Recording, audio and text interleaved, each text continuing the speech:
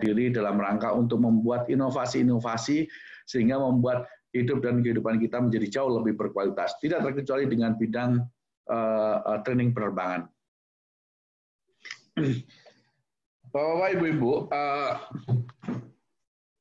dalam kesempatan kali ini kami sampaikan bahwa hari ini, dan saya rasa bukan hanya hari ini, kita selalu hidup dalam situasi paradoks. Situasi yang membuat kita harus menentukan pilihan-pilihan di antara opsi-opsi yang tidak begitu menguntungkan. Secara teoretik sekurang-kurangnya, James Reason, seorang profesor psikologi dari Navy Inggris, itu pernah menyampaikan adanya management paradox, di mana dalam pengambilan keputusan selalu kita dihadapkan pada situasi memilih antara proteksi atau produksi. Pilihan-pilihan yang tidak mudah, di mana ketika proteksi itu dalam konteks kekinian, dalam konteks industri penerbangan yang kita geluti saat ini, tidak terkecuali dengan industri training penerbangan, itu proteksi diwakili oleh unsur-unsur security dan safety, kurang lebih. Dan sedangkan produksi adalah unsur-unsur komersial. Nah, seringkali kita kawan-kawan yang berada pada domain proteksi ini menganggap bahwa safety first, safety is number one. Yes, tidak bisa kita sangkal. Tapi bagaimanapun ketika pertimbangan-pertimbangan keekonomian itu tidak kita address isunya, maka akan menjadi kesulitan dalam membawa organisasi untuk mencapai tujuannya. Ini banyak diskusi-diskusi tentang bagaimana kita mengelaborasi proteksi dan produksi ini sangat banyak memakan waktu, dan perdebatan-perdebatan para ahli pun juga di lingkungan para praktisi di industri. Kemudian hal lain dalam konteks teoretik, saya ingin menyampaikan juga kami menemukan satu jurnal ilmiah di mana Wimor, Lu, dan kawan-kawan menyampaikan adanya modeling the balance between standardization and innovation.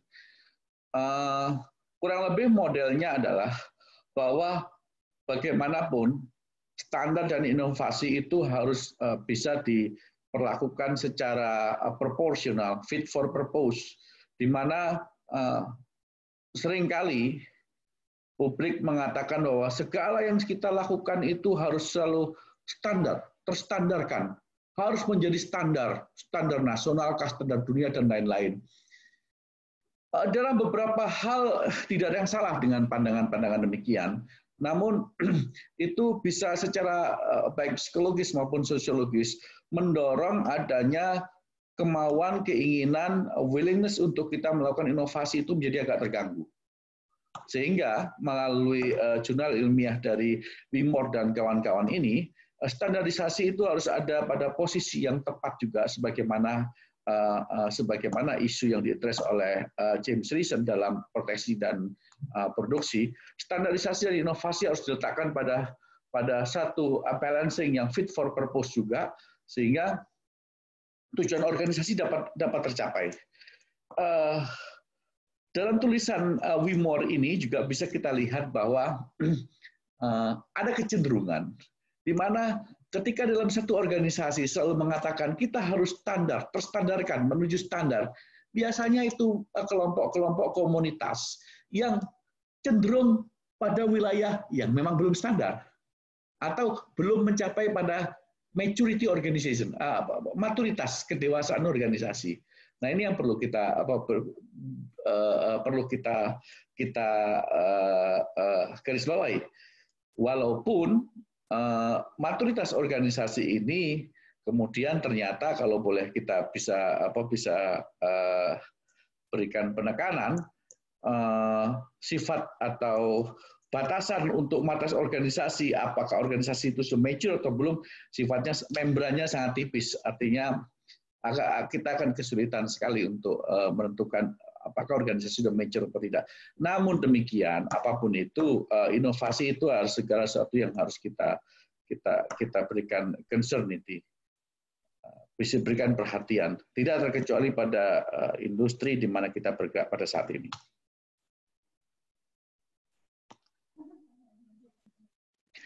Kemudian untuk menjadi pemenang, apa ide-idenya? Nah, saya dalam paparan ini mungkin kami tidak akan memberikan, tidak membuat paparan yang sangat banyak, karena kami berharap bisa explore banyak melalui sesi Q&A, question answer, dan kita bisa mendiskusikan banyak hal. Beberapa isu-isu bidang keinovasian di bidang pelatihan penerbangan yang bisa dieksplor hari ini. Antara lain yaitu bahwa global distribution, kami berikan title global distribution system. Secara filosofi kita pahami bahwa posisi distribusi dan transportasi sini adalah menghubungkan antara produksi dan konsumsi, sehingga posisinya sangat penting. Bagaimana supply dan demand ini bertemu di tengah-tengahnya pada titik equilibrium itu sangat dipengaruhi oleh bagaimana transportasi dan distribusi ini menjadi penting. Nah, bagaimana konteksnya dengan pelatihan pendidikan dan pelatihan penerbangan di sini atau training penerbangan? Konteksnya adalah dunia hari ini melihat kebutuhan kita untuk mengintegrasikan training itu, mengintegrasikan transportasi bukan hanya pada satu moda tertentu, tapi dunia membutuhkan hari ini adalah pengintegrasian seluruh moda itu menjadi satu moda yang terintegrasi, atau dalam bahasa yang lebih birokratif kita melihat di Indonesia kita kenal dengan sistem transportasi terpadu.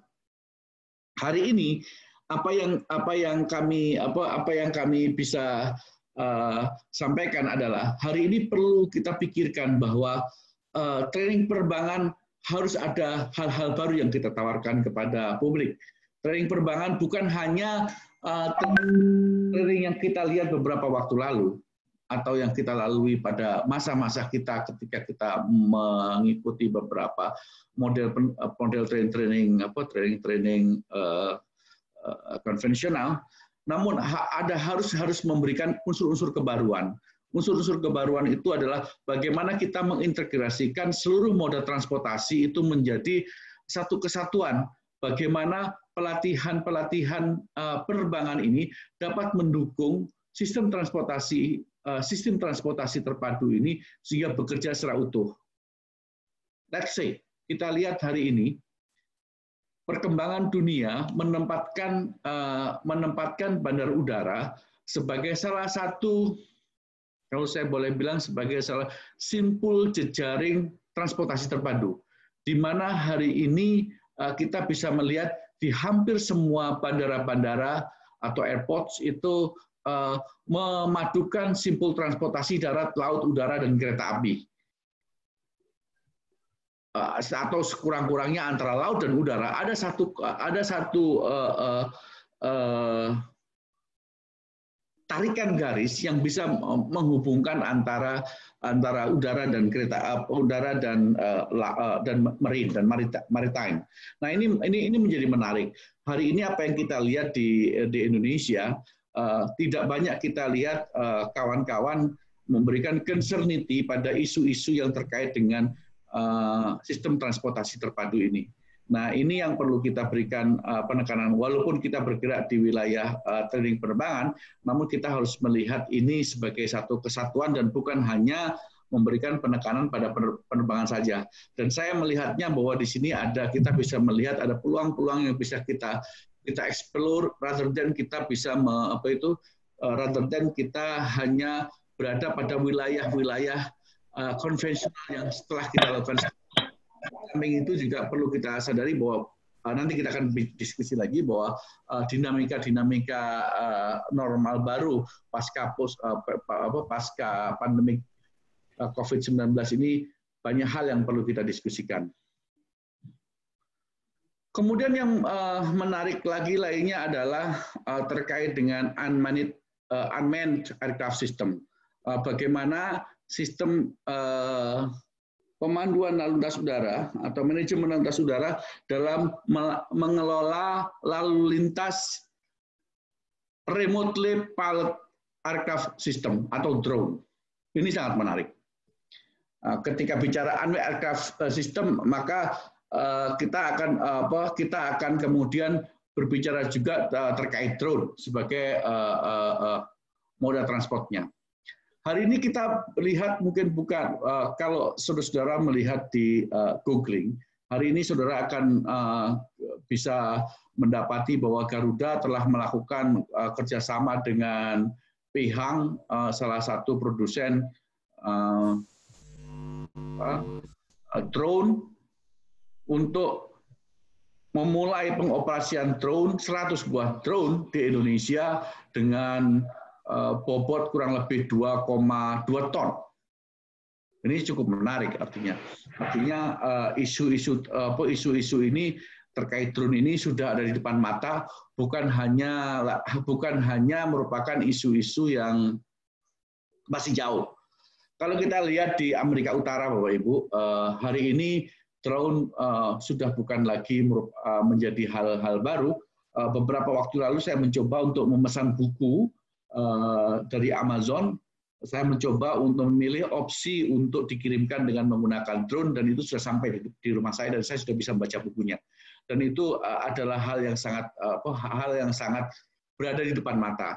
Bahwa beberapa waktu lalu drone itu sudah banyak beroperasi di Indonesia, khususnya di wilayah-wilayah yang bersifat uncontrolled airspace, misalnya drone untuk agriculture, drone untuk surveillance instalasi-instalasi atau industri berat seperti di offshore mining dan lain-lain, kemudian untuk surveillance konstruksi dan lain-lain. Tidak terlalu membutuhkan isu terkait dengan unmanned traffic management. Nah, namun dalam perkembangan hari ini, sekurang-kurangnya beberapa negara maju yang telah memberikan atensi yang lebih, dan bahkan bahkan IQ sendiri telah menyusun satu standard and recommended practice dalam Circular 33 berapa itu unmanned aircraft system dan remotely piloted aircraft system ini menunjukkan bahwa demand itu ada dan sangat terbuka besar. Dan yang lebih mengkhawatirkan saya sebagai pribadi, saya sempat berbicara dengan beberapa kawan di Indonesia, Jakarta, dan beberapa kawan juga di tempat-tempat lain. Kalau kita melihat ini mungkin yang belum kita highlights. Kalau kurangnya setahun 2 tahun yang lalu kita melihat di Indonesia kita diriuh rendahkan oleh isu ojol atau ojek online. Barangkali dalam waktu yang tidak terlalu lama lagi kita akan diriuh rendahkan oleh isu drone. Kenapa demikian? Satu, yang pertama, demand untuk drone ini begitu sangat luas dan sangat besar.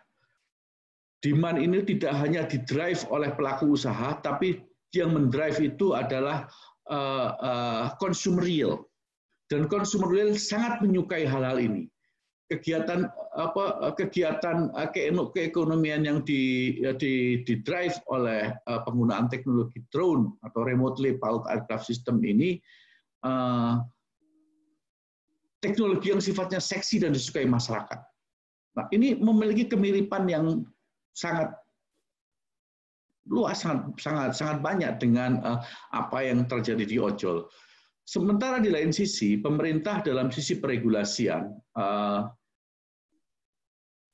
belum banyak memberikan memiliki infrastruktur regulasi yang mapan dalam mengatur drone ini. Tergantung kita melihatnya dari sisi mana. Dari sisi pelaku usaha, ketika pemerintah belum banyak memiliki peraturan, ini cukup menguntungkan saya rasa. Namun tapi melihat dalam kacamata nasional, kacamata yang lebih besar, saya melihatnya kita ada pada posisi yang dilematis, di mana pemerintah hari ini juga mengharapkan adanya penyederhanaan dalam regulasi-regulasi pemerintah sehingga tidak banyak memberikan beban kepada pelaku usaha. Namun apapun itu, ini adalah hal yang perlu kita diskusikan lebih banyak lagi, bagaimana supaya kekisruhan atau riuh rendah yang pernah terjadi pada Masa kita mengelola isu ojol beberapa waktu lalu tidak terjadi pada drone ini. Beberapa hal yang bisa kita berikan penekanan, misalnya ketika kawan-kawan Aldikapi ini bergerak di wilayah training, hari ini saya belum melihat bagaimana teman-teman pelaku training drone ini menghubungkan aspek-aspek safety, security, dan lain-lain untuk mendukung drone ini bisa beroperasi lebih luas di Indonesia. Saya melihat ada beberapa penyelenggara training drone, tapi interface ke arah itu masih banyak yang perlu kita diskusikan lagi. Barangkali picuannya adalah karena aspek regulasi ini juga masih menjadi problem.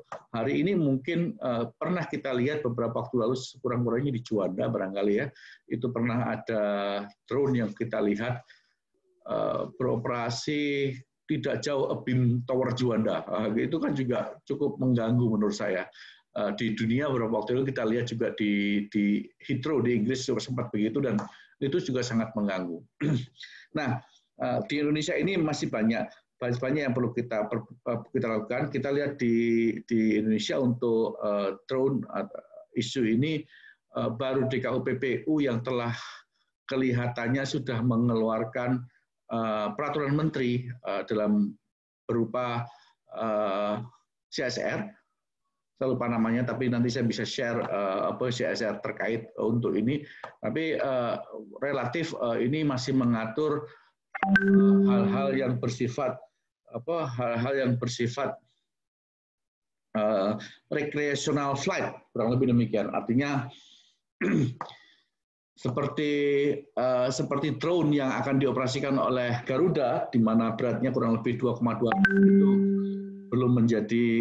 belum tercover, saya rasa. Itu masih perlu banyak diskusi. Nah, pun demikian juga kalau kami melakukan small research terkait ini di Kanada. Jadi kami melakukan riset ini, kalau di Kanada itu membagi kualifikasi atau kompetensi keahlian untuk operator drone ini pada level basic, kemudian advanced, dan for special purposes. Jadi industrial pilot drone semacam demikian. Nah, dengan berbagai macam, saya bisa share ke kawan-kawan di Aldikapi bagaimana Transport Kanada mengelola isu ini. Saya bisa sampaikan nanti paket pelatihan dan lain-lain dalam bentuk PDF. Saya bisa share kawan-kawan untuk didiskusikan lebih dalam lagi. Saya tidak merekomendasikan sama sekali bahwa apa yang dilakukan di Kanada ini untuk ditelan mentah-mentah di Indonesia, tapi paling tidak itu adalah yang sangat baik. Dan hari ini kalau kita bisa saya rasa kita sepakat bahwa hari ini FAA, kemudian Transport Kanada, kemudian CAA UK, itu adalah salah satu dari 3 negara yang paling kuat dalam meregulasikan bagaimana drone ini bekerja. Kurang lebih demikian. Ini adalah beberapa blueprint. Saya pernah menulis beberapa isu-isu terkait ini. Saya catat link di bawahnya ini. Isu-isu terkait bagaimana di berita Trans, bagaimana dunia hari ini mempersiapkan unmanaged traffic management. Hari ini masalah kita memang lebih pada bagaimana drone itu tidak membahayakan aspek keamanan dan pertahanan negara. Itu yang menjadi diskusi kenapa civil authority, aviation civil authority itu menjadi agak quote unquote agak kurang dinamis dalam bergerak karena isu ini yang agak membuat rikuh dalam bergerak. Tidak hanya di Indonesia, bahkan hampir di seluruh dunia. Saya rasa ini menjadi isu, dan secara teknologi pun bagaimana ini mengelola unmanaged traffic management ini juga masih belum sangat sempurna, walaupun kita sudah memiliki SARP sebagai fondasi awal. Kemudian isu-isu yang lain adalah isu-isu yang terkait dengan Airport 4.0 konsep. Airport 4.0 konsep ini sebetulnya sudah agak lama sudah muncul, beberapa negara sudah mengimplementasikan dalam bisnis mereka. Kemudian kalau saudara pernah menghubungkan ini dengan Green Airport dan lain, ini salah satunya. Dan ini kemudian karena adanya pandemik COVID-19 inilah kemudian melihat bahwa menunjukkan bahwa ternyata ini menjadi jauh lebih relevan hari ini, di mana aspek-aspek lingkungan itu harus benar-benar benar-benar dijadikan concernity, kemudian interface-nya itu sudah banyak menggunakan teknologi informasi dan lain-lain. Saya rasa ini adalah isu-isu aktual dan semua sudah melakukan hal ini, walaupun di negeri kita masih banyak hal yang perlu kita diskusikan. Beberapa isu lain, Bapak Ibu, terkait keinovasian khususnya di bidang training ini, beberapa isu misalnya cyber security issue, belum banyak hal yang kita lakukan. Ketika saya melihat Aldikapi adalah organisasi organisasi penyelenggara training penerbangan. Merasa isu cyber security ini menjadi isu yang harus di-highlight karena saya belum melihat satupun lembaga diklat di Indonesia menyelenggarakan training cyber security. Otherwise, kita masih hanya bergerak pada bagaimana melakukan body screening dan lain-lain. It's very old fashion, Pak. Itu harus sudah dirubah, Pak. Itu sudah sangat ketinggalan dan sangat primitif cara kita melihat dan memandang security hanya pada wilayah itu.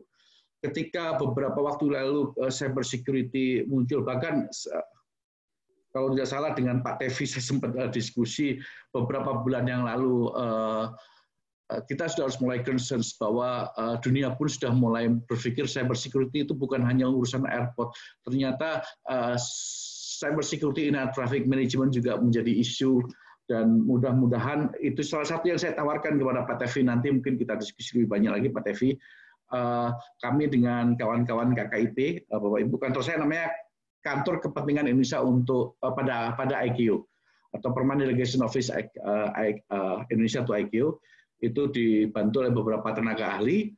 Kami sudah menyiapkan standar training package dengan sistem penjaminan mutu dari IQ GAT, Global Aviation Training, mereka Pak Guntur, untuk kemudian kami akan mendeliver STP itu sehingga bisa dilakukan di Indonesia, dilakukan oleh Indonesia. Jadi teman-teman tenaga ahli di sini kita inginkan, nanti kalau seandainya dimungkinkan kami akan cobakan untuk beberapa kawan-kawan di wilayah outbound-nya Pak Tevi atau yang lain-lainnya, itu yang kita diskusikan. Diskusikan lagi.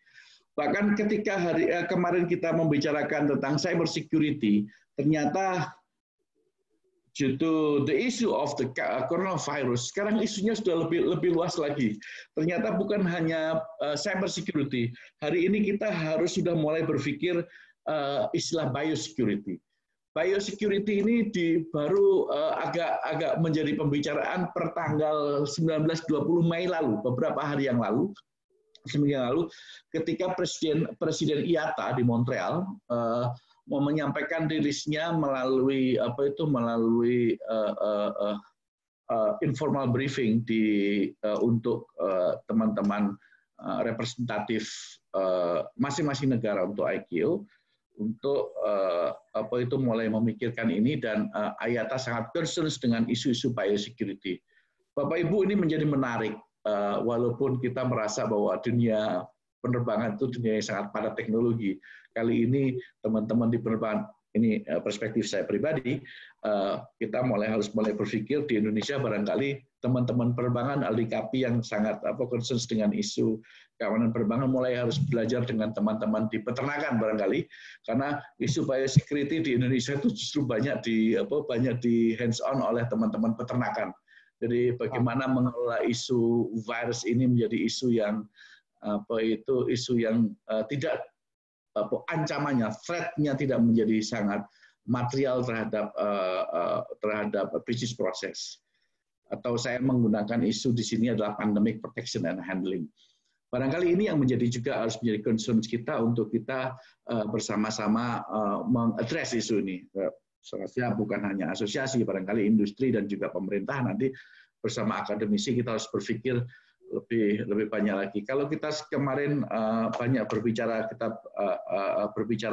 bahwa kita ada terminologi yang kita gunakan yaitu collaborative decision making. Mungkin juga di sini kita harus belajar dari teman-teman yang dari kedokteran hewan atau peternakan, bagaimana mereka mengadres isu ini dan kita bisa mengadop best practices yang bisa kita lakukan dalam isu ini. Dan kemudian bagaimana lembaga-lembaga diklat ini bisa menyampaikan hasil-hasil risalah-risalahnya kepada operator sehingga isu ini menjadi lebih menguntungkan untuk pencapaian tujuan organisasi.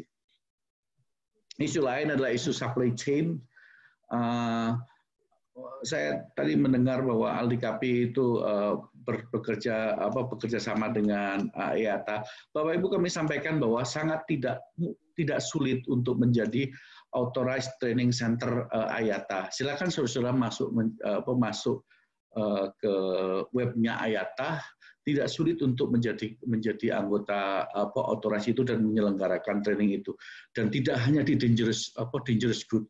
It's just small part of that big areas yang bisa Bapak Ibu kerjasamakan. Saya melihatnya di Indonesia melulu banyak sekali kawan-kawan UI, beberapa Jogja dan lain-lain itu dengan IATA bekerja di wilayah dangerous good dan isu-isu terkait kargo dan lain-lainnya.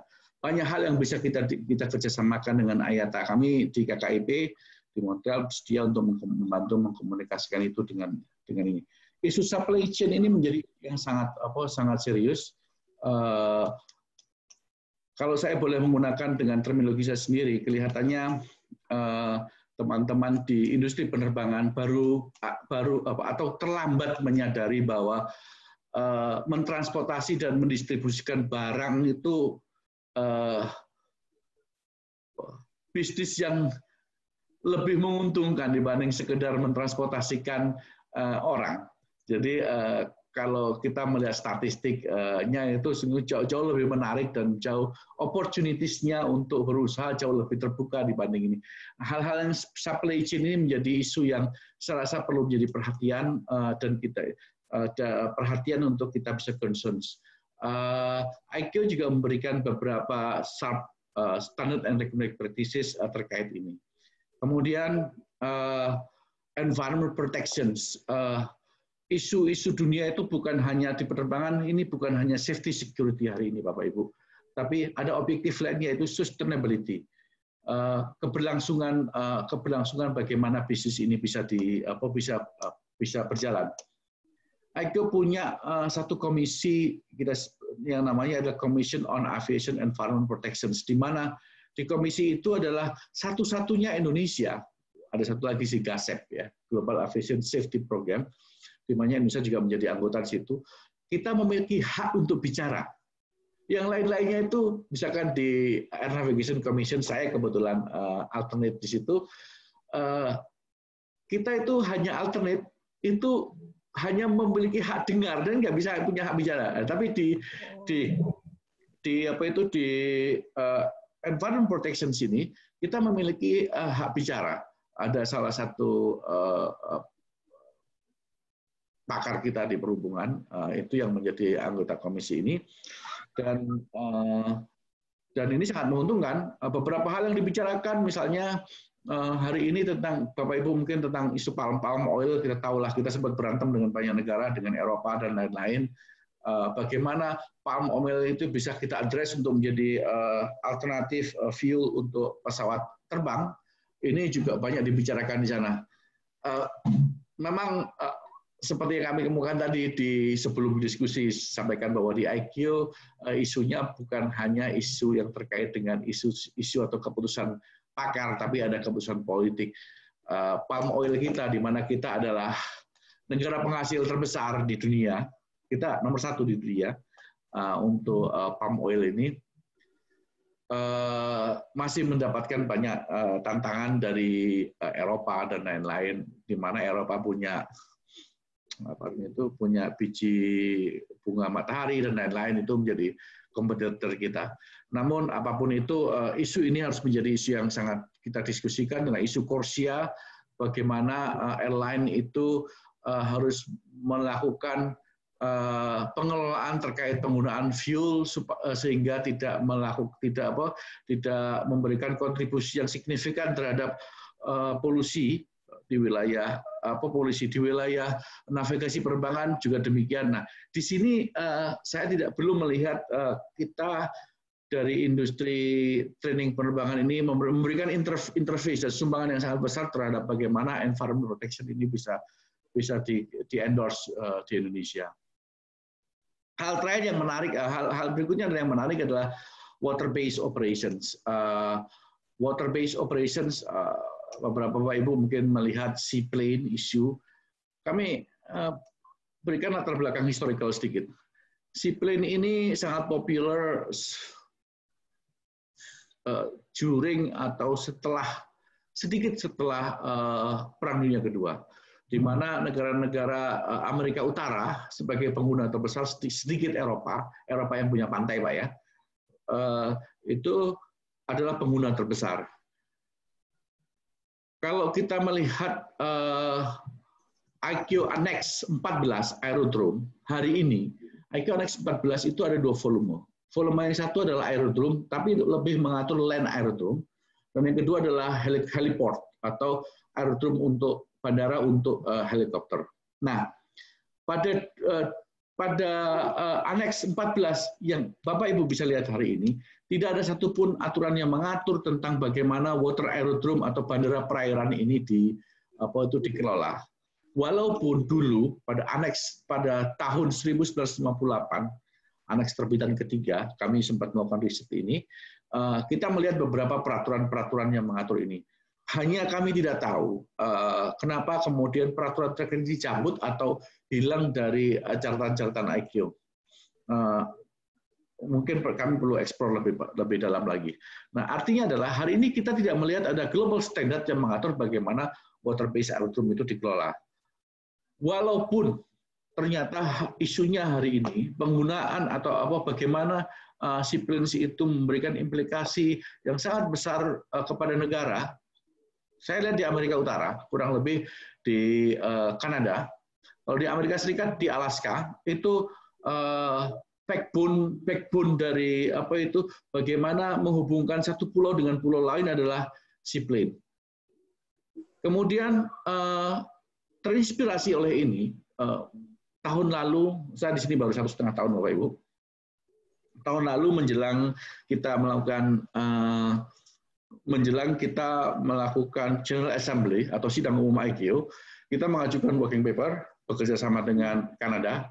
Namun agak berbeda bahwa kali ini Indonesia sebagai sponsor utama dan Kanada sebagai co-sponsor, kita mengajukan working paper meminta kepada ICAO untuk mengendorse kembali atau membicarakan kembali, mendiskusikan kembali melalui sidang-sidangnya, sehingga kita bisa menghasilkan standar recommended practices terkait dengan bagaimana water-based aerodrome ini bisa dikelola. Agak kerumitan-kerumitan yang muncul adalah bahwa karena seaplane ini bukan hanya menjadi domainnya ICAO, ternyata seaplane ini juga menjadi domainnya IMO. Jadi semua benda melayang yang dari perairan ketika dia berada pada ketinggian tertentu beroperasi di bawah 150 meters, itu adalah disebut sebagai kapal, Bapak Ibu, sebagai ship, sehingga itu menjadi domainnya IMO. Namun demikian, itu kerjasama antara ICAO dan IMO ini akan akan menjadi hal yang didiskusikan lagi, dan saya rasa diskusi akan terus berkembang. Kita menjadi salah satu sponsor utama, bahkan beberapa tenaga ahli kita dari Direktur Bandar Udara menjadi beberapa narasumber. Di tingkat regional office, kita menjadi salah satu negara yang sangat aktif membicarakan ini. Relevansinya tentu sangat penting buat Indonesia. Hari ini kalau Bapak Ibu, kalau ada warga Kepulauan Seribu yang sakit jantung, atau mungkin gini sederhananya, mungkin masih bisa dicapai itu. Kalau ada, saya kebetulan pernah bertugas di Ambon dan sekitarnya, kalau ada warga di kepulauan sebelah, Bula, Buru, dan semacamnya itu, sakit jantung saya rasa selesai. Karena di kabupatennya pasti tidak ada rumah sakit yang bisa menangani dan harus dibawa ke Ambon. Dan transportnya tidak mudah.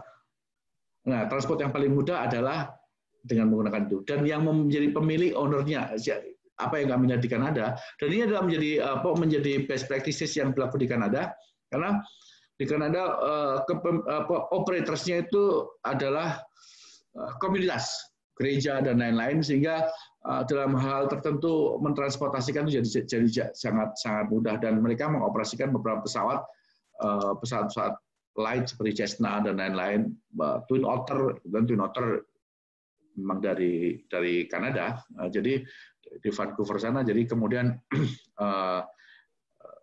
isu ini sangat diadres dengan baik, sangat dikelola dengan baik oleh pemerintah Kanada dengan sangat menguntungkan. Selesai di Amerika Serikat juga demikian, terutama di Alaska, isu water-based airdrome ini digabungkan dengan isu bagaimana pesawat itu bisa mendarat di ice atau di snow. Nah, relevansi di Indonesia, terutama dengan penyelenggara training penerbangan, ini belum ada satupun sekolah kita yang membicarakan ini. Bagaimana ini bisa diadres? Ada sekolah penerbang di Banyuwangi yang sudah mempersiapkan untuk mempersiapkan program studi penerbang seaplane. Namun, bagaimanapun kan ini isu yang tidak hanya perlu disiapkan penerbangnya saja, tapi SDM pendukung lainnya juga perlu dipersiapkan, dan isu ini perlu kita address. Kami di KKP siap untuk mengadres ini dan bisa membantu sumber daya apa yang bisa kami bantukan. Kita benchmarkkan best practices yang sudah ada, atau barangkali beberapa peraturan dunia, peraturan IQ yang bisa kita address. Kita juga bekerjasama dengan Airport Council Internasional, bisa kita mintakan tenaga ahli dan lain-lain, atau sumber daya lain yang bisa untuk membantu lembaga, organisasi apapun yang mendukung pencapaian tujuan ini. Ini beberapa isu-isu terkait dengan inovasi yang saya rasa tujuannya adalah mendukung safety, security, dan sustainability. Dan saya rasa masih banyak lagi isu-isu lain yang bisa diadres, saya rasa. Nah, kemudian bagaimana posisi IQ? Bapak, Ibu, Saudara, ini paparannya agak ajaib, saya menempatkan perkenalan kami justru di belakang. Jadi begini Bapak Ibu, kami bertugas di IQ memiliki dua tugas. Tugas dalam konteks diplomasi bilateral dengan pemerintah Kanada, mewakili pemerintah Republik Indonesia untuk beberapa isu-isu ketransportasian. Namun beberapa isu teknis itu oleh pihak KBRI dimandatkan kepada kami bukan hanya di wilayah transportasi saja, ternyata ada beberapa isu seperti facilitation itu, isunya imigrasi dan lain-lain, custom, bahkan pendidikan juga beberapa masuk, karena memang di sini kami belum memiliki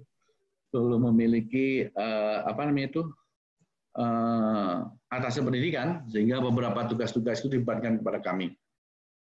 Ada beberapa hal yang menarik untuk bisa kemudian dibenchmarkkan. Segala sumber daya yang yang ada di Kanada, kebetulan hubungan baik bilateral Indonesia dengan Kanada itu baru saja membaik, belum lama Bapak Ibu, kurang lebih Juli Agustus tahun lalu. Kalau Bapak Ibu ingat, ada satu guru di Jakarta International School yang melakukan pelecehan seksual, sodomi dan semacam itu, kemudian baru saja dibebaskan oleh Pak Jokowi, Pak Presiden. Kemudian setelah itu hubungan kita jadi membaik. Sebelumnya hubungan kita karena isu itu agak terganjal, bahkan setingkat senior officer dari Indonesia pun tidak bisa masuk ke Kanada untuk mengadres isu-isu bilateral. Menteri tidak pernah masuk ke Kanada. Nah, Berangkat dari isu itu kita banyak melakukan komunikasi, bahkan MOU antara Dirjen Perhubungan Darat dengan DGCA untuk di Transport Kanada juga dalam proses. Saya rasa dalam waktu tidak terlalu lama, dalam waktu 1 bulan ini mungkin sudah akan ada dengan isu utama yaitu State Safety Program dan Seaplane dan Water Based Aerodrome. Saya rasa itu nanti hal-hal yang bisa kita diskusikan. Tapi tidak menutup untuk wilayah-wilayah lain. Nah, hal yang kami sampaikan di sini adalah jika Ibu ada sesuatu yang terkait dengan Kanada yang bisa kami eksplor, kami hanya membutuhkan surat Bapak Ibu secara resmi karena bagaimanapun kami masih bekerja di birokrasi, kita juga bisa melakukan kontak-kontak secara non formal sehingga nanti kita bisa elaborasi isunya dengan baik. Kemudian tugas kami yang kedua adalah kami itu bekerja sebagai alternate representatif Indonesia untuk IQ. Nah, mewakili kepentingan Indonesia di IQ bukan hanya perhubungan, ada beberapa polisi, kemudian imigrasi, custom, dan Kementerian Lingkungan Hidup dan lain-lain berelaborasi dan untuk mengelola isu ini dengan baik. Nah, terkait dengan bagaimana isu-isu tentang pendidikan dan pelatihan penerbangan juga faktanya tahun lalu pada saat assembly kita berhasil mengantarkan tiga sekolah kita untuk mendapatkan akreditasi IQ pertama di dunia, bahwa 3 sekolah dalam 1 negara, dan yang menyampaikan langsung Sekretaris Jenderal dan Presiden IQ kepada Kepala BPSDM dan Ibu Direktur Jenderal Perhubungan Darat, waktu itu Bu Palana. Nah, itu satu pencapaian yang luar biasa. Sehingga tidak menutup kemungkinan industri lain untuk bisa kita elaborasikan dengan isu-isu terkait. Saya rasa itu. Dan kemudian terkait dengan inovasi ini, IQ setiap tahun punya yang kita sebut sebagai IQ World Aviation Forum. Ini sangat open, sangat terbuka kepada siapapun. Hal-hal lain nanti kita akan bisa diskusikan nanti terkait dengan ini. Saya rasa sementara untuk presentasi cukup dan saya kembalikan ke moderator. Silakan, Pak. Ya, terima kasih Pak Dr. Avensena, luar biasa materinya pada hari ini. Ini sudah ada 4 pertanyaan ya, disampaikan. Ini bisa dijawab secara live ini ya dari Pak Dr. Arif. Ini masih ada kaitannya dengan training gitu ya. Pertanyaan beliau adalah bagaimana kita membuat pembobotan materi training yang inovatif dan pembagiannya seperti apa antara skill, knowledge, and attitude, terutama di build up the brainware. Wah, ini lebih filosofis ini. Pertanyaannya dari Dr. Arif ini. Mungkin bisa dijawab langsung ya, atau semuanya? Satu-satu dulu. Atau semuanya Pak, biar nanti bisa tercover Pak. Saya sambil mencari cara untuk supaya kelihatan lagi nih video saya. Ini udah kelihatan ini? Enggak, di screen saya Pak. Oh, silakan. Iya. Nih. Oke, sip. Oke, lanjut Pak. Oke.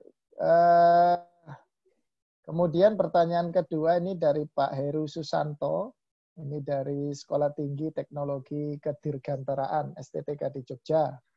Pertanyaan yang pertama adalah seperti apa peran perguruan tinggi kedirgantaraan dalam memasuki the new normal ke depan. Yang kedua tentang drone.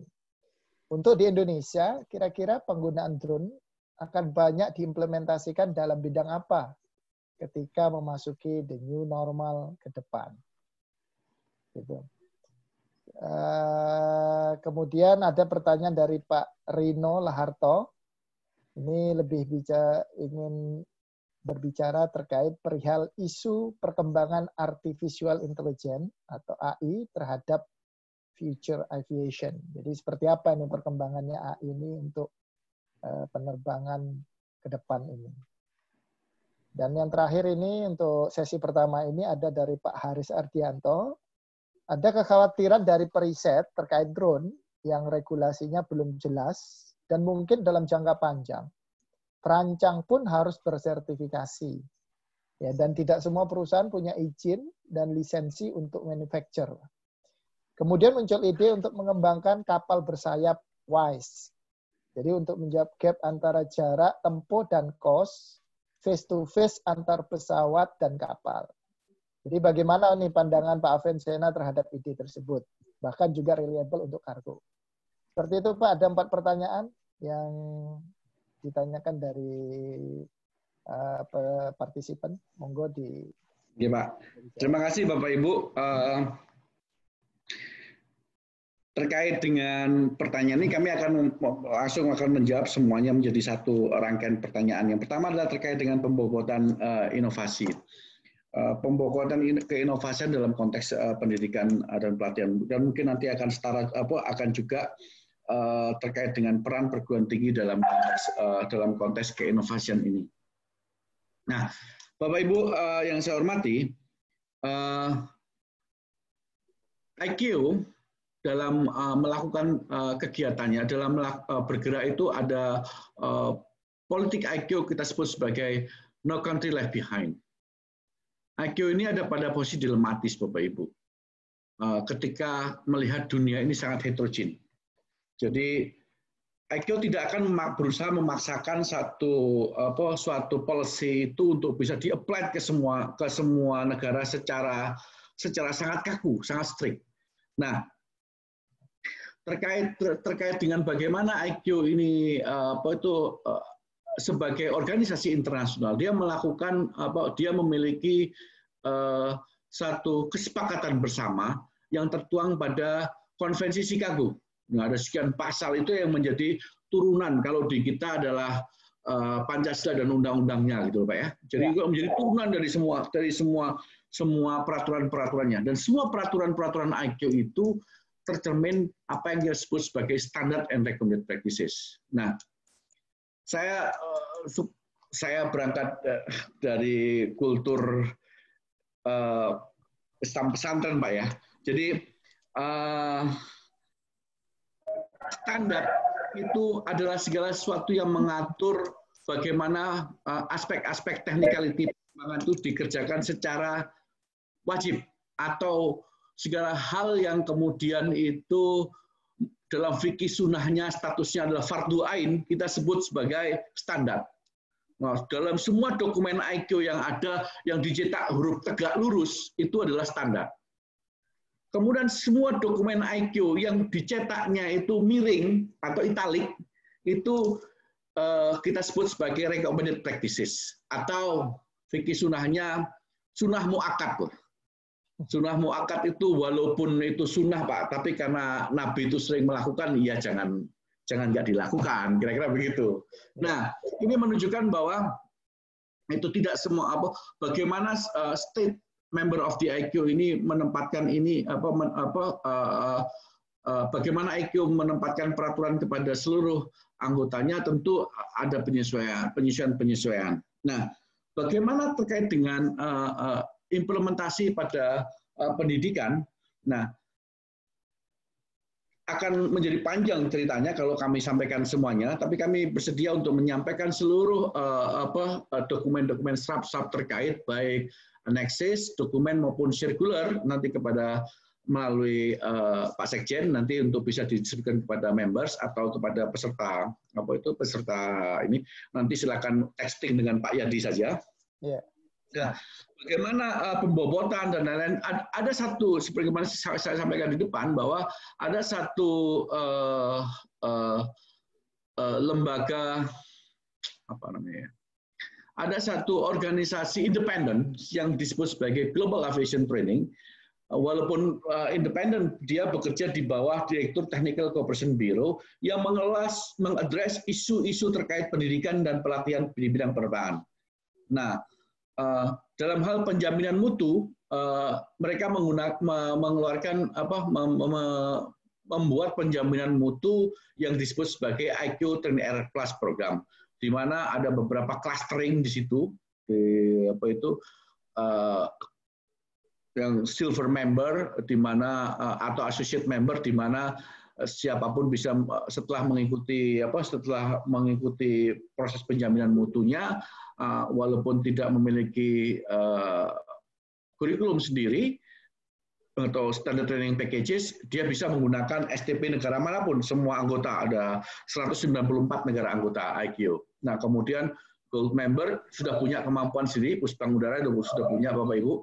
Ada beberapa training, kalau nggak salah 5-6 STP yang dia miliki, kalau nggak punya yang lain. Nah, universitas, ada beberapa juga universitas yang menjadi PTP, Partnership Training Program namanya, Bapak Ibu. Level di atasnya lagi, universitas juga bekerjasama dengan ICAO untuk kemudian mengadres beberapa isu. Ada beberapa universitas, saya lihat di Montreal Concordia University, itu menyelenggarakan program moduler untuk ICAO bekerjasama dengan beberapa organisasi internasional seperti Airport Council Internasional, kemudian IATA, dan beberapa lagi lainnya, untuk menyelenggarakan program-program spesialis setingkat master yang modul-modulnya itu dilakukan beberapa tempat, misalnya di Korea, di Singapura, dan beberapa tempat. Yang saya tahu di Asia yang sangat progresif melakukan ini adalah Korea dan Singapura. Mudah-mudahan segera di Indonesia kita bisa endorse juga. Nah, itu beberapa hal. Kurang lebih nanti bagaimana technical isu tentang pendidikan ini kami bisa sampaikan, deliver seluruh SAP yang ada. Serasa mungkin ribuan nanti Pak, ribuan dokumen yang saya bisa, dan kalau saya tawarkan ke Pak Yadi, barangkali nanti kita bisa kepentingan kami adalah seluruh aspek-aspek technicality ini, sumber referensinya adalah disebarkan. Ya. Baru kemudian kalau kita ada hal yang perlu kita diskusikan, karena dimensinya sangat banyak dan masing-masing itu akan sangat berhubungan. Itu yang terkait itu. Yang menarik adalah terkait dengan drone. Drone apa dan bagaimana yang akan beroperasi di Indonesia, aspek regulasi dan lain-lain. Ini menarik Bapak Ibu. Saya membuat tarikan ke belakang sedikit. Bagaimana Uber, kemudian Gojek dan lain-lain. Mohon maaf, saya kalau ini menyebut nama merek ya. Bagaimana transport online itu, walaupun agak sulit mengatakan transport online ya, karena kendaraan roda 2 itu tidak termasuk dalam definisi transport umum. Apapun lah itu, kita mengerti maksudnya. Ini ideasnya bukan di Indonesia bukan yang pertama. Di beberapa tempat sudah ada sebelumnya, dan semua tempat itu menjadi isu. Kita mendengar bahwa di Perancis berantamlah taksi bandara dengan Uber ini. Bahkan membuat di Perancis itu bandaranya, Soekarno-Hattanya itu menjadi sempat lockdown, sempat menghentikan operasi karena dihentikan oleh para supir taksi. Isu ini menjadi isu yang sangat krusial dan itu pernah terjadi juga di Jakarta dalam konteks yang tidak jauh beda. Nah, saya rasa inspirasi yang terjadi di luaran, tidak di Indonesia, barangkali maksud saya adalah seperti inspirasi yang ada di di Amerika. Amerika telah memberikan kewenangan kepada Amazon, kepada beberapa DHL dan lain-lain itu sebagai operator melalui FAA. Nah, ini yang perlu kita sikapi.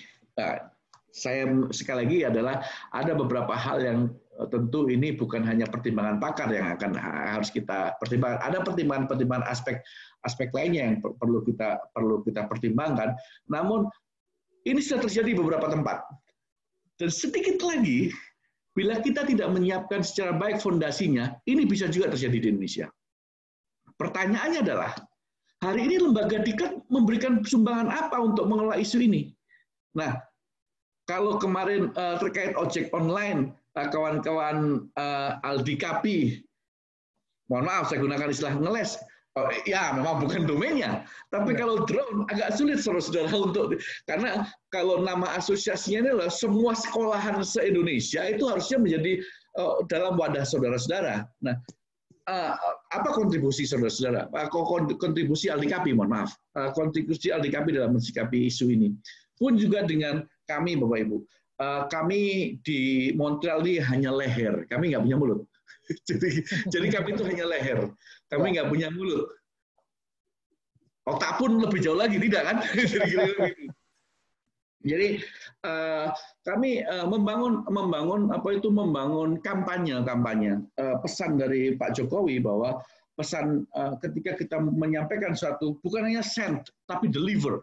Nah, terkait dengan ini kami juga sedang mempersiapkan beberapa paket training yang kami adopsi dari Kanada. Saya tahu bahwa kawan-kawan di FASI, di TNI AU sudah menyampaikan, tapi barangkali ada pada ketika kami melakukan riset terkait dengan apa yang dilakukan kawan-kawan, itu memberikan sumbangan yang sangat besar, tapi ada beberapa wilayah yang kita saling bisa memberikan filling up the space. Jadi kita saling mengisi nanti apa yang kami akan sampaikan best practices yang kami lihat di Kanada. Kami juga sudah bekerjasama dengan kawan-kawan perwakilan lain. Kita punya 8 atasan perhubungan. Amerika ada, kemudian Jepang. Saya rasa Jepang juga cukup bagus.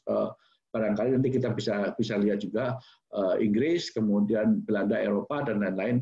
Itu nanti kita elaborate semuanya sehingga bisa memberikan sumbangan kepada Indonesia, dan semua pihak membantu untuk bagaimana transportasi ini bisa berjalan dengan baik.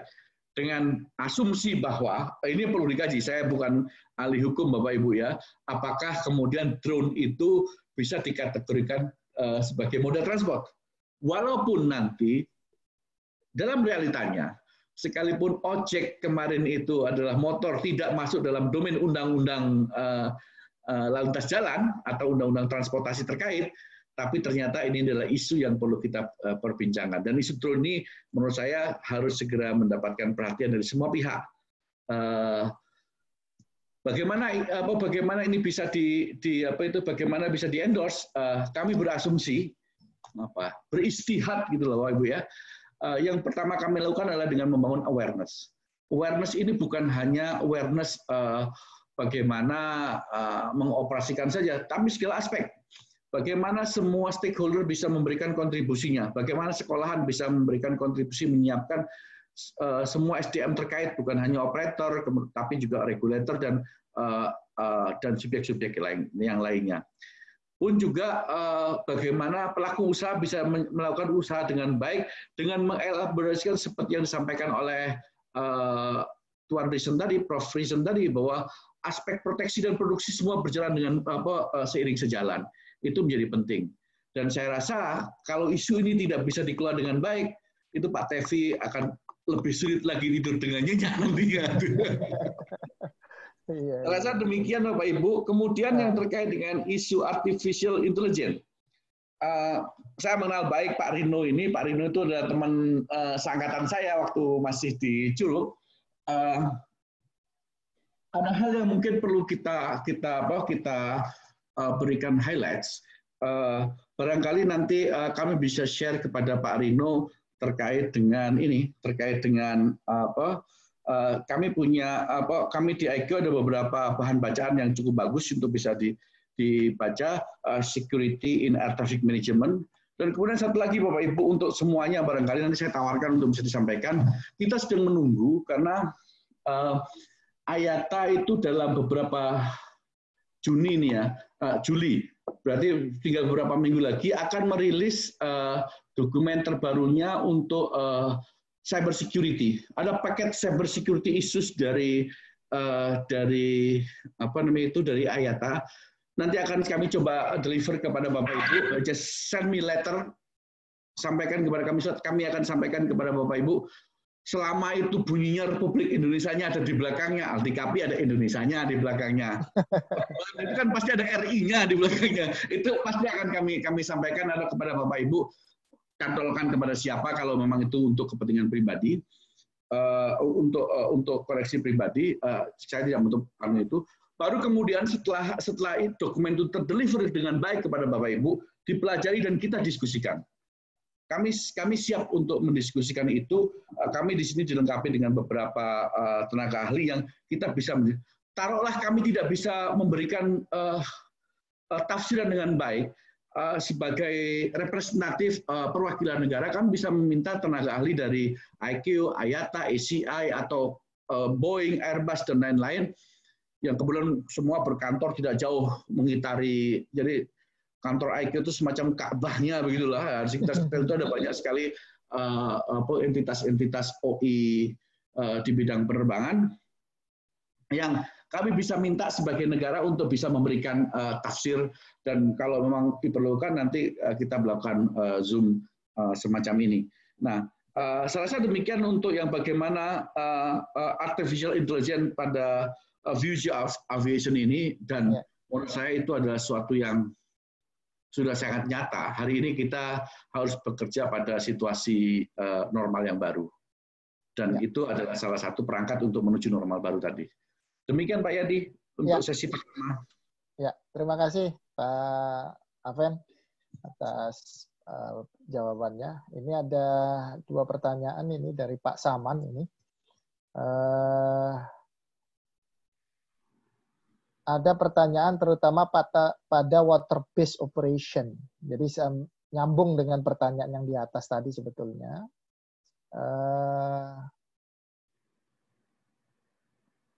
Ini sebetulnya bukan bertanya, ini malah ingin menyampaikan bahwa Bapak Ibu sekalian bisa menelusuri terkait water based operation itu melalui search engine seaplane, kemudian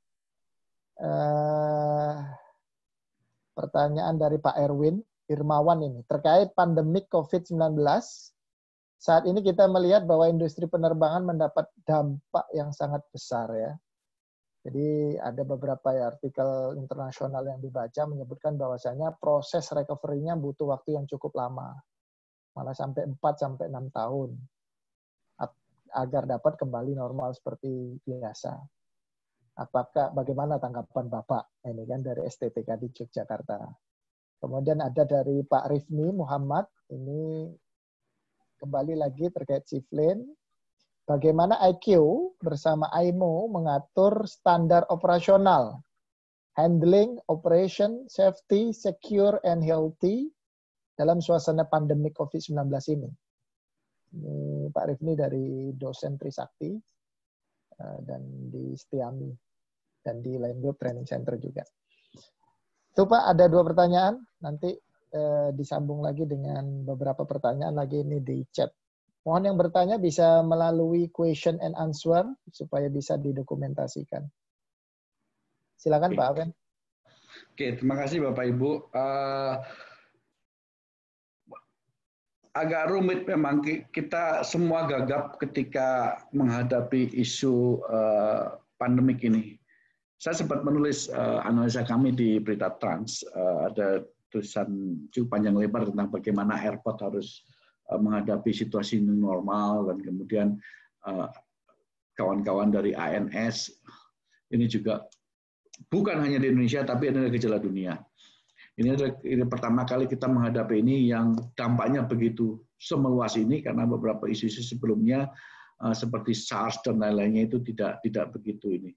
Tapi yang menarik itu justru ketika kita bagaimana proses melakukan recovery terhadap situasi ini, kita bagaimana pihak-pihak terkait itu belajar, itu justru belajar mensikapi isu ini justru bukan dari bagaimana pandemik setara itu terjadi di masa lalu, Bapak Ibu.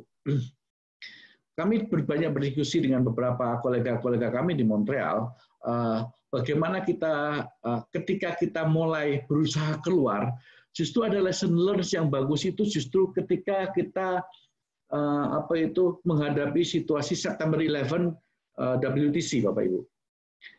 Bagaimana proses memaksa budaya keamanan penerbangan itu menjadi satu budaya yang sangat kuat di industri penerbangan, justru dimulai pada September 11 itu. Ini yang menarik. Pun demikian juga dengan bagaimana situasi new normal ini nanti akan berada pada akan menjadi isu yang akan dihadapi oleh para bukan hanya pelaku usaha, tapi oleh masyarakat. Nah, sederhananya demikian. let's say untuk beberapa isu-isu yang menarik. Saya rasa isu tentang teknologi, interface teknologi, kemudian kapasitas dan lain-lain di banyak hal, banyak sumber Bapak Ibu sudah pernah mendapatkannya. Bagaimana social distancing kemudian mempengaruhi kapasitas, kemudian bagaimana penggunaan teknologi itu harus mendukung konsep social distancing itu bisa terjadi, bagaimana human machine interface itu mendukung social distancing dan seterusnya. Itu banyak kita lakukan. Ada hal yang menarik lagi yang tadi sempat saya sampaikan, bahwa ketika Ayata minggu lalu menyampaikan isu-isu yang sangat krusial, dan ini menurut saya isu yang benar-benar harus ditangkap oleh kawan-kawan di penyelenggara training. Bukan hanya itu, bahkan isu yang harus ditangkap juga oleh teman-teman di regulator, di Kementerian Perhubungan dan KL terkait, yaitu terkait dengan biosafety dan biosecurity. Itu sama sekali belum pernah dibicarakan di sekolahan manapun. Dan ini sangat penting Bapak Ibu hari ini. Bagaimana ini kemudian bukan hanya pelaku usaha, operator, regulator ini bisa mengendorse isu ini dengan baik, tapi juga bagaimana masyarakat bisa menerima isu ini dan kemudian bisa sukarela melaksanakan kesepakatan. Saya mengatakan karena bagaimanapun standar rekomendasi adalah kesepakatan, kesepakatan yang berlaku secara dunia. Ini yang menjadi isu yang apa dan bagaimana biosafety dan biosecurity itu, saudara bisa browse, bisa googling. Tapi kurang lebih adalah bagaimana pelaku penerbangan, pelaku transportasi udara, mulai dari operator, regulator sampai masyarakat pengguna ini merasa selamat dan aman terhadap isu-isu biologik terkait ini. Ini isu sangat krusial. Beberapa waktu lalu kawan-kawan kita kalau kena di airport itu ada kawan-kawan kita dari KKP dan lain. Sepertinya mereka bukan menjadi bagian penting. Nah sekarang menjadi sangat penting, dan bagaimana kawan-kawan operator itu menjadi intervensi dengan ini. Nah, dan ini akan muncul kelompok-kelompok profesi baru yang saya rasa sama pentingnya dengan kelompok-kelompok engineer, sama pentingnya dengan kelompok-kelompok profesi, di mana Bapak Ibu lahirkan profesi itu melalui lembaga pendidikan, pelatihan atau perguruan tinggi yang naungi. Dan ini saya sangat meyakini bahwa saya yakin di sini saya juga mengundang kemarin beberapa kawan dari Pusbang Udara dan BPSDM. Isu ini harus benar-benar di-endorse dengan baik. This is a very brand new, hot from the oven, Bapak Ibu. Karena Ayata baru saja menyampaikan itu. Silakan saudara menyampaikan rilis isu biosecurity ini. Jadi tadi malam saya bicara dengan istri saya, tapi ini sangat relevan sekali. Hari ini kita harus belajar sama teman-teman yang kemarin sekolah di peternakan, karena hari ini penumpang itu sebelum bertransportasi asumsinya mereka adalah sudah infected, dan harus kita lakukan screening dan pelakuan-pelakuan seperti bagaimana kita mengimpor atau mengekspor hewan, itulah nanti yang akan berlaku bagaimana kita mentransportasikan manusia. Nah ini akan menjadi sangat serius, dan ini yang sangat menarik. Semenarik kita membahas tentang isu cyber security, semenarik kita membahas isu-isu yang lain. Dan ini kita harus siap, karena bagaimanapun saya sangat meyakini bahwa SDM itu ada pada posisi di mana-mana. Semua kelompok pelaku usaha pasti akan terinterface dengan SDM. Dan ini adalah tugas kita semua, tugas Bapak Ibu. Rasa demikian Pak yang terkait dengan dua pertanyaan tadi. Ya. Oke, Pak. Ini ada dari Pak Alan, ada yang bertanya. Apakah Indonesia siap menjadi negara produsen pesawat propeller karena akan sangat membantu terhadap negara kepulauan seperti Nusantara, pesawat jangka pendek? Jadi apakah Indonesia ini siap menjadi produsen? Ini sepertinya menuju ke PTDI gitu ya, PTN, atau yang sama dengan PTRJ yang dimiliki oleh anaknya almarhum Pak Habibie. Itu pertanyaannya, Pak Aven. Ya, saya masih terhutang satu lagi terkait dengan yang sipil dari Pak. Mohon maaf, penjelasan terhutang untuk yang sipil. Terkait dengan sipil, Bapak Ibu, kami sampaikan pada at the moment, pada hari ini, there is no global standard tentang sipil. Jadi kita belum mempunyai, di dunia ini belum ada global standard yang di-endorse oleh IQ tentang sipil. Jadi bagaimana ini diatur dan lain-lain belum ada.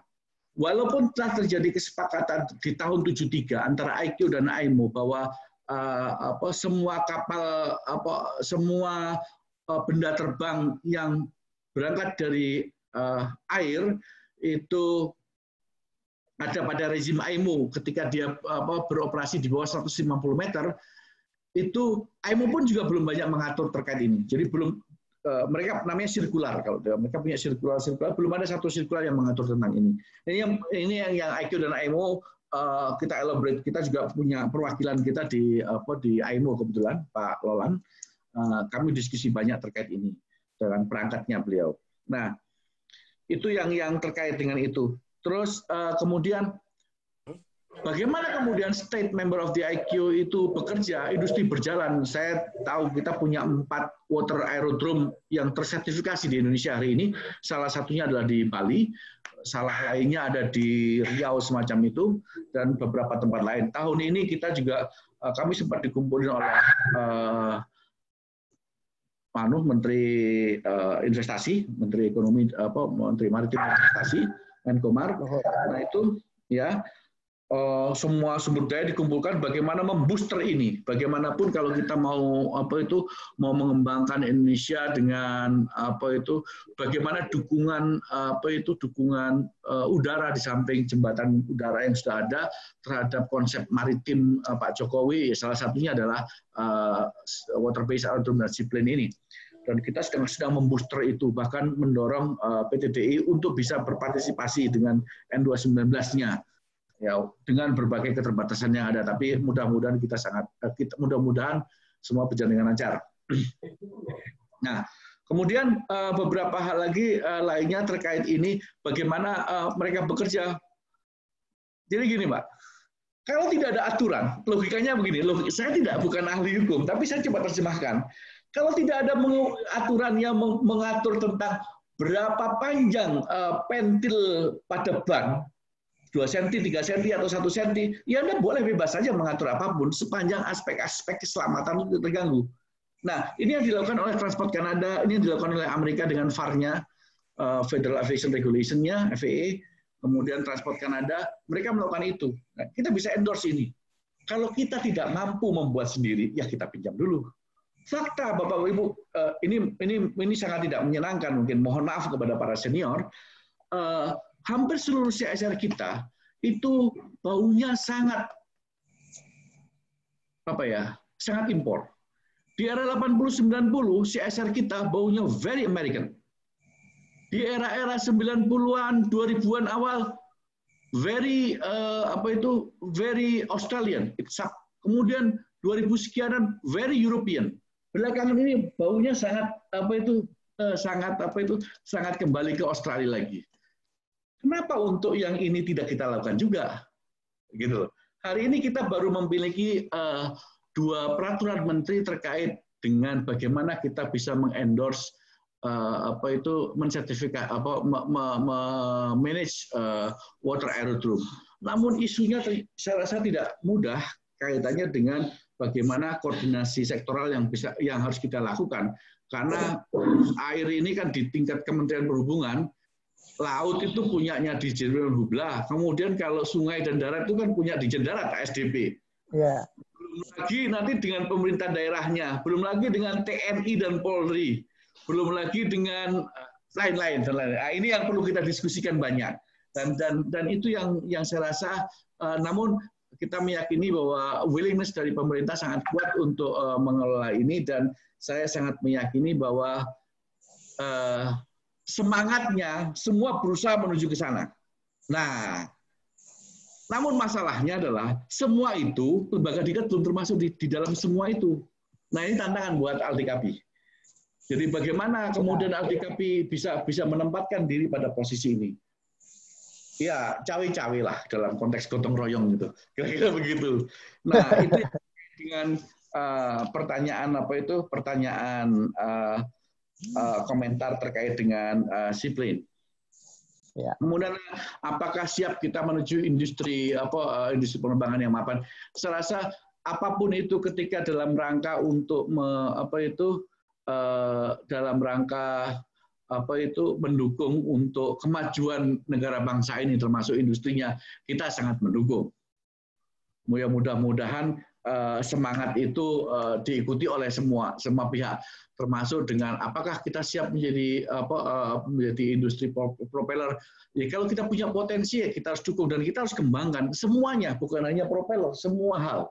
Saya rasa itu termasuk dengan siprin ini. Hari ini kita itu ada kesulitan karena ada potensi. Saya pikir gini, buat teman-teman yang mau berusaha hari ini. Kemarin karena sekolah pilot itu banyak, hari ini punya Cessna itu banyak yang nggak kepake. Ya. Nah, sebelum tugas hari ini, saya sempat jadi kepala sekolah pilot di Banyuwangi. Nah, ketitipan juga beberapa Cessna punya teman-teman.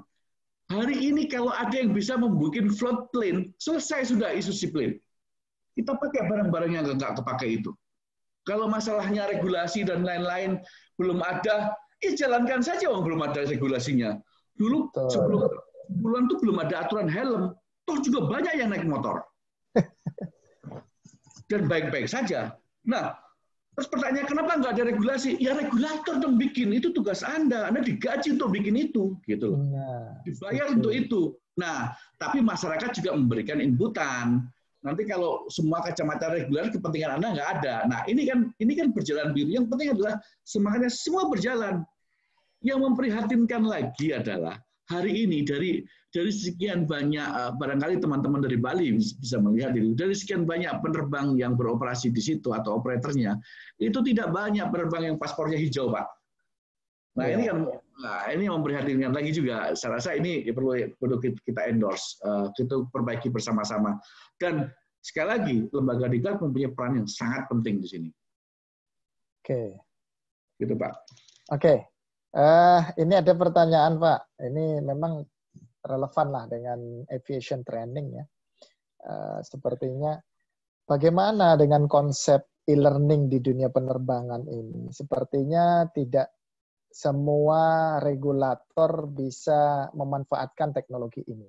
Jadi seperti contoh ini kayak DKPPU ini sudah membolehkan adanya program distance learning. Tapi seperti Direktorat Keamanan Penerbangan, seperti Direktorat Bandar Udara, ini belum menerapkan metode tersebut. Padahal kondisinya adalah di kondisi saat ini distance learning menggunakan sistem e-learning ini sangat cocok sekali dengan kondisi seperti ini. Nah, dari IQ sendiri seperti apa ini tanggapannya dan bagaimana prospeknya ke depan dan regulasinya seperti apa yang bisa kita jalankan seperti itu, Pak? Terima kasih, Pak. Tentang konsep e-learning, hari ini komunikasi IQ, komunikasi antar representatif, komunikasi antara pejabat di eksekutif dan sekretariat IQ, semua menggunakan konsep daring, Pak. Seperti kita Zoom, tapi kita punya platform sendiri yang sifatnya tidak bisa ditembus dari orang lain. Artinya kita semua menggunakan itu. Hari ini kami sedang bekerjasama dengan Pusbank, kita akan mengendorse beberapa e-learning yang diberikan oleh IQ Headquarter, Pak, dari ini sebagai bagian dari kerjasama teknis IQ dalam bentuk e-learning. Jadi menurut hemat saya mungkin dikomunikasikan saja, Pak. Saya sangat tidak meyakini bahwa hari ini ada unsur pemerintah yang menolak konsep e-learning. Bapak ngomong aja rame-rame pasti malu juga itu.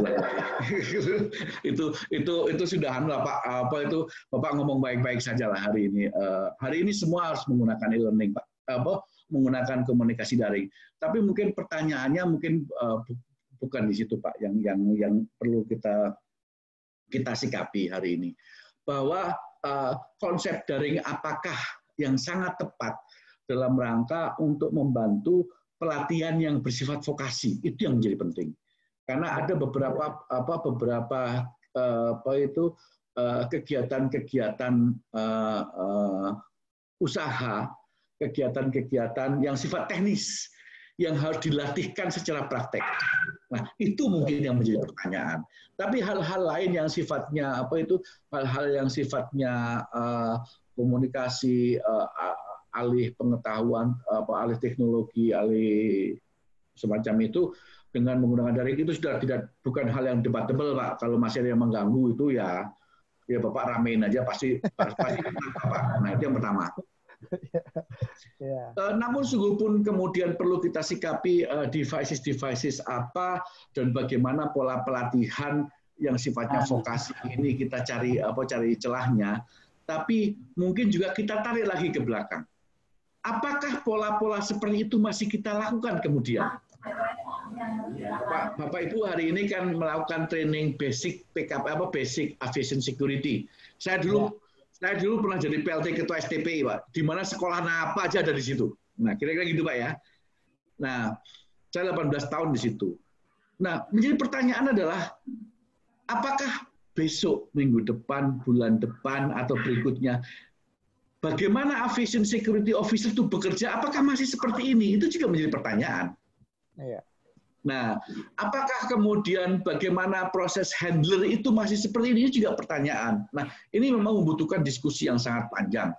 Dan bagaimana yang jelas perubahan-perubahan, inovasi-inovasi dalam proses training ini bukan merupakan satu keniscayaan dan harus segera kita lakukan.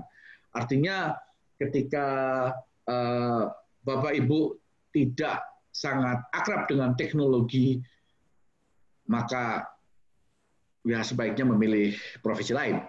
Saya rasa begitu. Karena di bisnis ini, di industri ini kita akan sangat diwajibkan untuk sangat.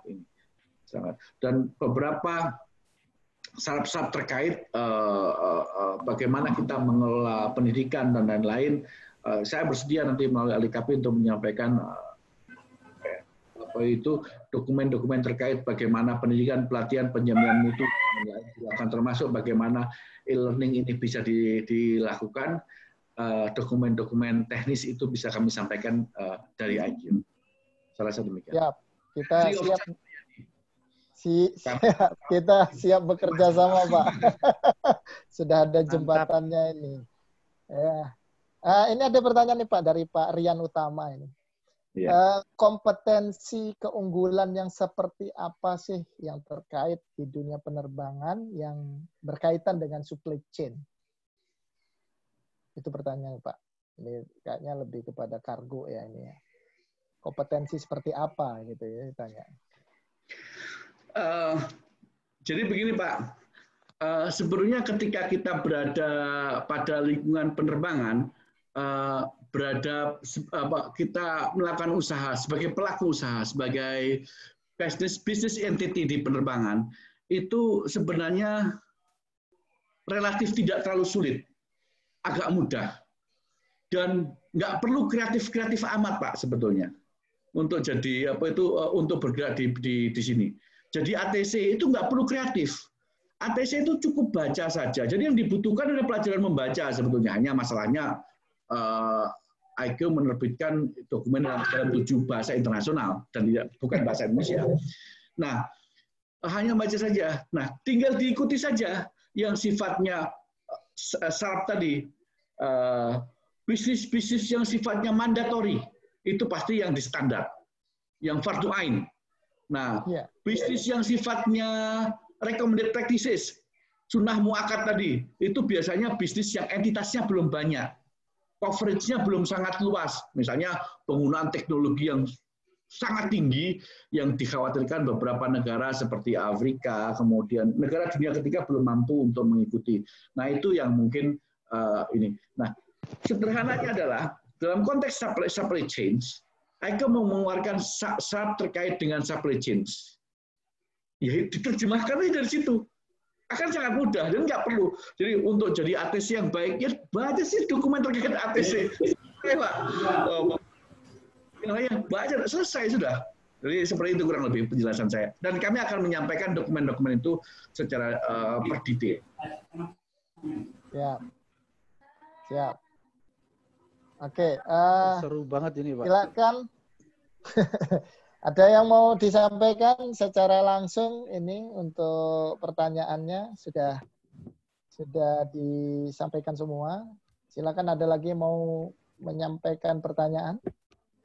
Ini sangat menarik sekali untuk support ini, Pak. Sebenarnya ini bisa menjadi suatu pendalaman kita dalam diskusi karena memang di era saat ini dan era ke depan kelihatannya untuk menyambung antar pulau kecil-kecil itu ya solusinya dari support itu. Nah, itu perlu pendalaman lagi Pak Alven, dan itu betul, Pak. Sangat memang tantangan diklat nih, belum ada yang menyinggung masalah itu. Regulasi belum ada, biasanya kita tabrak dulu baru regulasi, baru regulator baru membuat, biasanya kayak gitu. Tapi bagaimanapun kita tetap menunggu, kalau memang itu menjadi suatu peluang inovasi terbaik, kenapa tidak kita berinovasi untuk persiapan untuk ke sana juga, begitu Pak Alven ya? Betul Pak, saya rasa itu menjadi penting untuk kita ini. Ada beberapa hal seperti yang kami sampaikan tadi juga seperti isu-isu terkait dengan cyber security, biosecurity. Itu isu yang hari ini menurut hemat kami itu juga isu yang sebentar lagi akan menjadi ledakan. Hari ini saya bisa meyakini, mohon maaf, yang saya ketahui mohon izin senior Pak Tevi, saya sangat meyakini Pak Tevi belum punya one single person, satu orang pun yang bisa menjelaskan dengan sangat fasih apa itu biosecurity. Ya, betul. Which is hari ini itu masalah yang di depan mata. Ya. Nah, itu itu masalah yang di depan mata, biosafety dan lain-lain. Nah, itu masalah di depan mata, Pak. Sekarang begini, isu apakah penumpang itu harus kita lakukan body screening, udah nggak laku itu, Pak. itu apa petugas AFSEC gila yang hari ini masih melakukan body screening. Malah rentan kena ya. Ya, kalau kurikulum Bapak masih mengajarkan itu, ya Bapak bisa menilai sendiri. Saya rasa demikian, Pak. Ini yang perlu kita diskusikan nanti. Dan saya rasa Bapak boleh tidak setuju dengan pendapat saya, tapi mari kita masing-masing berkontemplasi dan kita diskusi lebih lanjut. Saya rasa demikian, Pak. Ya. Karena mungkin dengan new normal ini kita punya suatu prediksi ke depan, apakah petugas AFSEC itu akan bekerja seperti kemarin gitu, Pak, yang seperti yang dikatakan Pak Alven. Bagaimana Pak Kargo, apakah yang pasti lain? Tidak, Pak. Ya, pasti tidak, sudah selesai sudah. Itu pasti tidak seperti itu. Jadi seperti itu, Pak. Itu pasti tidak seperti itu. Dan bagaimana kemudian kita bisa menyiapkan apa yang terjadi. Dan aviation security itu tidak boleh hilang. Karena dia adalah salah satu